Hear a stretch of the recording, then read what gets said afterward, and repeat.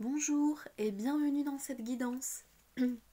Indigo Flamme et Humaine reprend du service pour vous et pour mon plaisir aussi. Donc aujourd'hui je vais faire un petit tirage.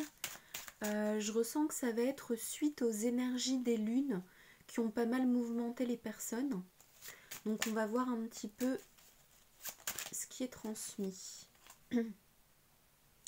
Alors tout d'abord on a la carte lui. Donc là en fait j'ai ce que je ressens, ce qu'on me transmet, c'est en fait on vous demande de réellement vous poser la question, est-ce que c'est bien lui, est-ce que c'est bien elle? Là j'ai l'impression en fait que pour certaines personnes il y a vraiment une confusion, il y a une erreur qui a été faite, c'était pas la bonne personne pour vous, peut-être même on vous l'a dit et vous avez refusé de l'accepter en fait. Vous avez refusé de le voir, vous avez refusé de le comprendre. Peut-être même cette personne vous l'a dit elle-même et vous l'avez pas cru, vous avez refusé. Mais là on me dit que peut-être vous allez être prêt à accepter qu'un autre chemin, une autre personne s'offre à vous. S'offre à vous prochainement. Ou peut-être c'est une personne qui est sous vos yeux et que vous n'avez pas encore vu en fait. Donc là c'est vraiment ce qui est transmis.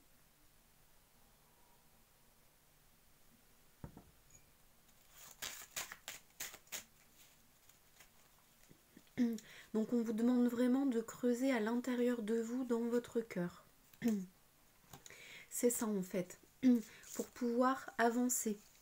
Parce que là du coup le fait de se tromper de personne, ça vous avait vraiment bloqué. Vous étiez dans une impasse, une ornière. C'est vraiment le mot qu'on me donne, ornière. Et là on vous dit en fait d'accepter les choses, de voir la vérité et d'avancer. Alors bien sûr ça peut être difficile pour ceux qui le vivent très mal, qui sont en pleurs ou en souffrance, c'est normal. On ne vous demande pas de rejeter vos émotions, pas du tout. On vous demande justement de prendre soin de vos émotions, de les écouter, de prendre le temps qui vous est nécessaire, de prendre soin de vous, mais on vous donne la vérité en message. Donc effectivement, ça confirme avec l'enfant intérieur, on vous dit de prendre soin de vous. Donc de quoi votre enfant intérieur a-t-il besoin? Est-ce qu'il a besoin d'écoute, de soutien, de légèreté, de présence, de solitude? Est-ce qu'il a besoin de creuser à l'intérieur de lui? Est-ce qu'il a besoin d'un coup de folie? De partir en week-end? De manger une glace? Est-ce qu'il a besoin de réconfort? Est-ce qu'il a besoin de travailler pour penser à autre chose? Donc on vous demande vraiment d'apprendre à vous écouter en fait. Que tout est important. On me dit de vous dire tout est important. Il n'y a pas de besoin ou d'envie qui est plus légitime ou moins légitime qu'un autre. Tout est important pour se sentir bien à l'intérieur de soi. Alors je vais me rapprocher un petit peu pour que vous m'entendiez mieux. Donc tout est important pour se sentir bien à l'intérieur de soi et dans sa vie. Et c'est parfois les choses les plus anodines qui font bien plus effet que les grandes choses. C'est vraiment le cumul des deux en fait. Mais tout est important. Et on vous dit de rester dans votre cœur.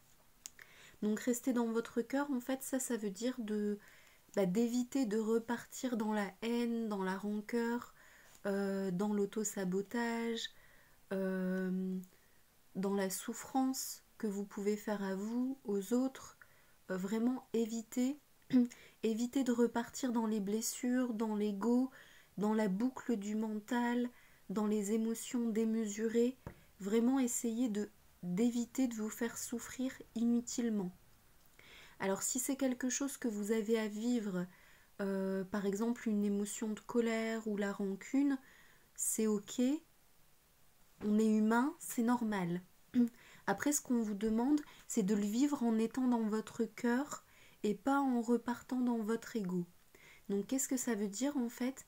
En fait, ça veut dire que qu'il faut accepter dans votre cœur que peut-être vous avez encore euh, de la colère ou de la rancune et que oui, il faut l'évacuer, oui, il faut l'écouter, trouver un moyen de l'évacuer, voir d'où ça vient et vous soigner par rapport à ça.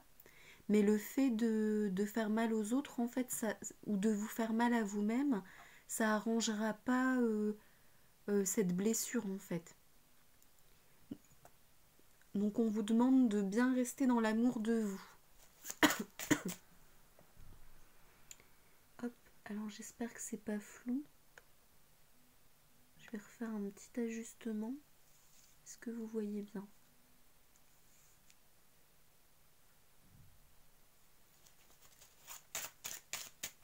Ah, donc là on me dit que c'est tout. Donc ça c'est un tas pour un premier groupe de personnes. Hop. Donc je vais le mettre là. Voilà. Et on va faire un deuxième message pour un deuxième groupe de personnes.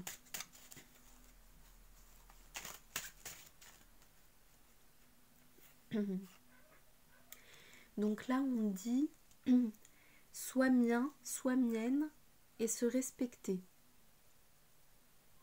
Donc là je ressens comme si c'était un groupe de personnes qui vivent comme un conflit intérieur, une dualité.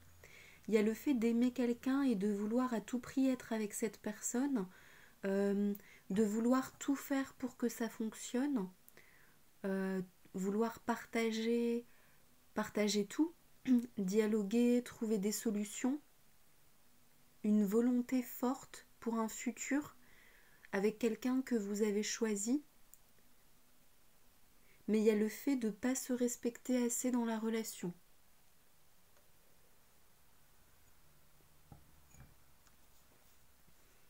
Ou de ne pas se respecter soi-même.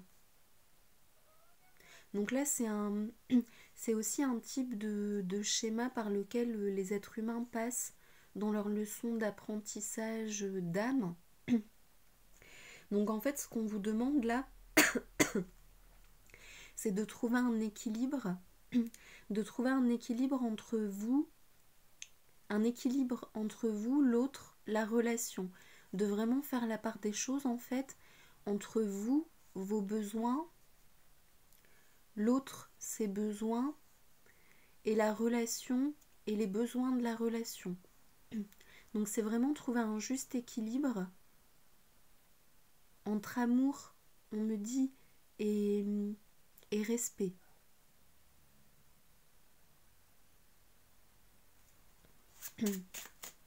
Donc on va voir quelles autres cartes tombent. Ma valeur, ouais. Donc là il y a vraiment quelque chose qui coince au niveau de votre valeur. En fait c'est comme si vous deviez aimer et tout donner à l'autre et tout faire pour l'autre.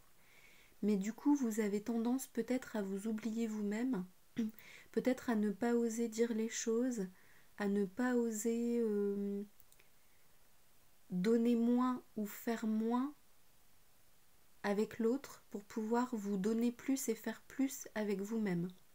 Peut-être même que c'est dur pour vous de l'accepter, que vous n'avez pas forcément envie de l'entendre ou de le reconnaître ou de l'admettre parce qu'on vous a toujours appris à penser à l'autre, à vous oublier et à être tellement dans l'empathie de l'autre que vous avez tendance à être dans la fusion, la dépendance, l'empathie extrême, le fait de régler les problèmes de l'autre, ses dualités, plutôt que les vôtres.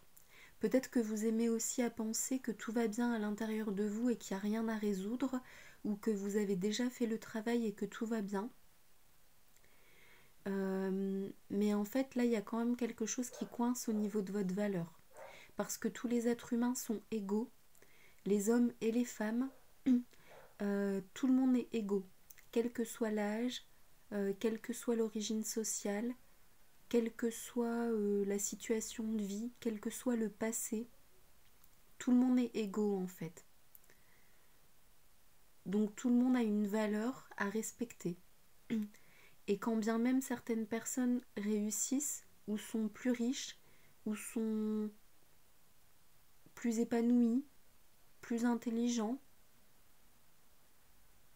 peut-être certaines personnes ont une famille, peu importe l'élément que vous choisissez pour comparer, mais en fait on vous dit vraiment que ça sert à rien de comparer, que tout est juste, que chacun a une valeur et que chacun en est là où il doit être dans son chemin en fait.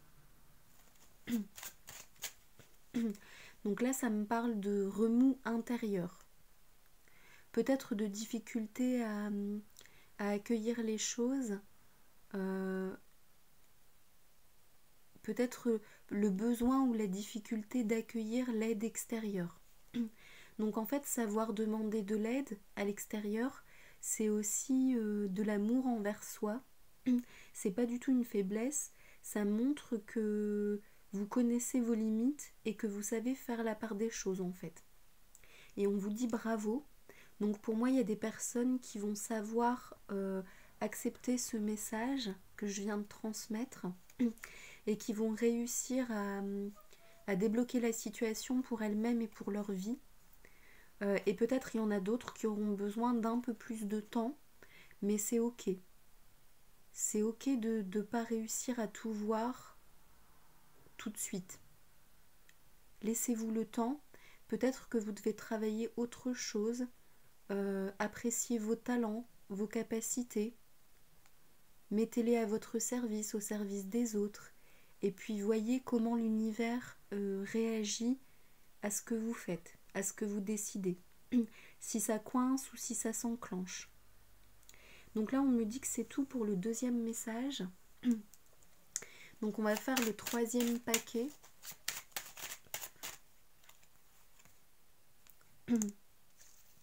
Donc là, on parle de la blessure d'injustice. Et on me parle aussi du mot désir.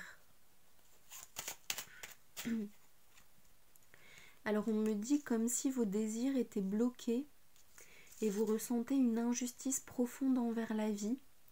Donc il y a un processus en fait qui est en guérison.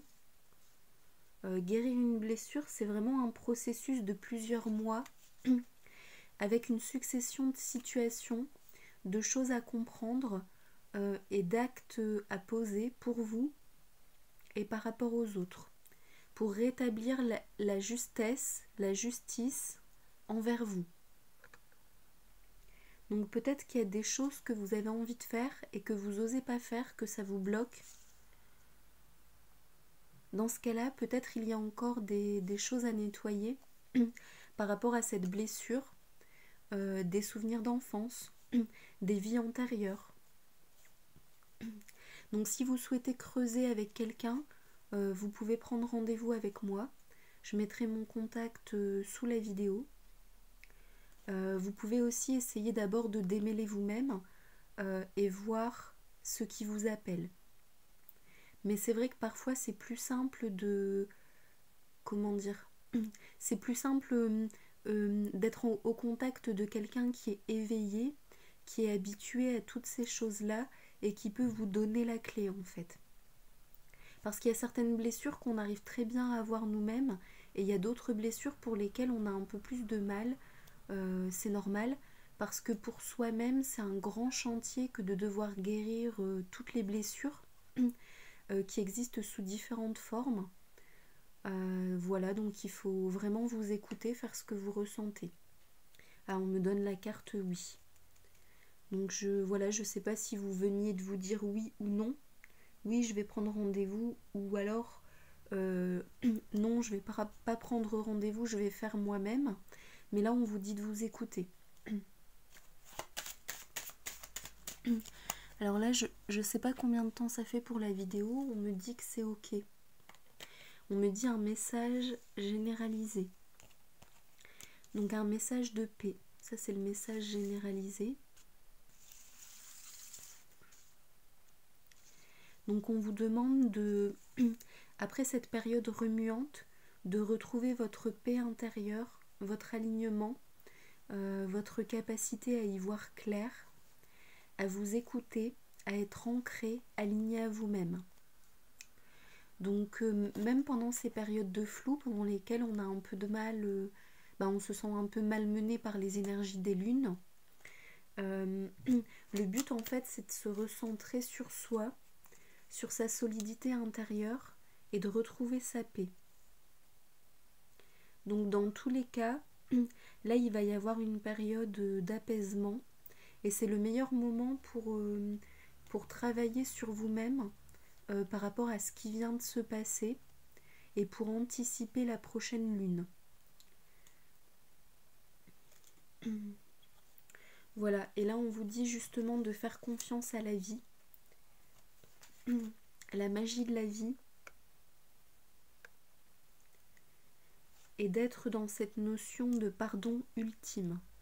Alors peut-être pardonner à la vie tout ce que vous avez vécu, peut-être que le pardon ultime c'est à votre mère, à votre père, à vous-même, à quelqu'un qui vous a fait beaucoup de tort. Dans tous les cas, si vous y arrivez, il y aura la récolte à la lune. Donc ça c'est plutôt pour les personnes qui ont réussi à être justes avec elles-mêmes, qui ont su demander de l'aide pour régler leur karma, qui ont retrouvé leur joie.